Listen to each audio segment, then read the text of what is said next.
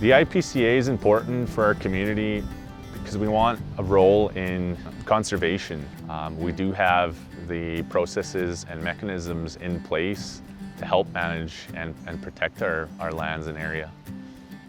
And I think the community, from what I see with the Indigenous Peoples Conservation Area Project, are laying it out on the table. They see the future. They see the legacies of the past.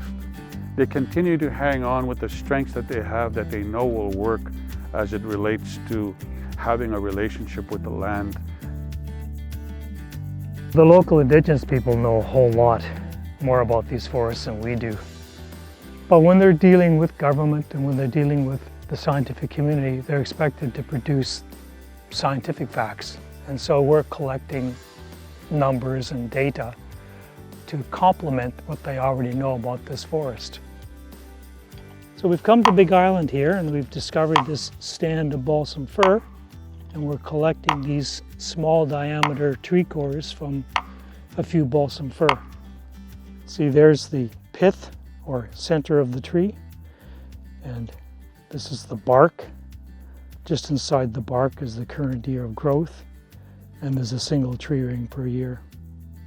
So if we can develop a mathematical relationship between the rain that's falling on the forest and the size of the tree rings, we can use that relationship to reconstruct the climate before there were weather stations. The N14 fir block, because of its wetland diversity and associated uplands, is very important for a whole range of wildlife, ranging from waterfowl and other water birds to big game and woodland caribou and fur bears. Living off the land is just being able to feed my family some fish once in a while, some ducks once in a while when I can get them. And if I get lucky enough, I'll get a moose. That's living off the land. Also picking up berries, picking up medicines, picking up mushrooms. Whatever you use to feed your family, that's living off the land. The land is changing.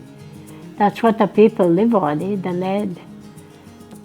Those people that are still here, they go out hunting, they go out doing stuff.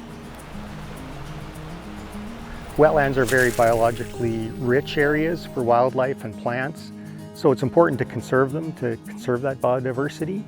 And we estimate that the wetlands and uplands combined contain roughly 823 million tons of soil organic carbon. So that carbon's sequestered in the ground, and it would be the equivalent of approximately 179 million cars, the emissions from those vehicles. So it's important to keep that conserved so that that carbon stays in the ground. Métis people are leading the evolution of trying to find a new way for tourism in this region. We're trying to find a new way of food security, of production. We're trying to find a new way of conserving the lands that need to be conserved because there's consciousness about global climate change that's happening. We cannot lose the trees. If we lose all the forests, then we lose our way of life.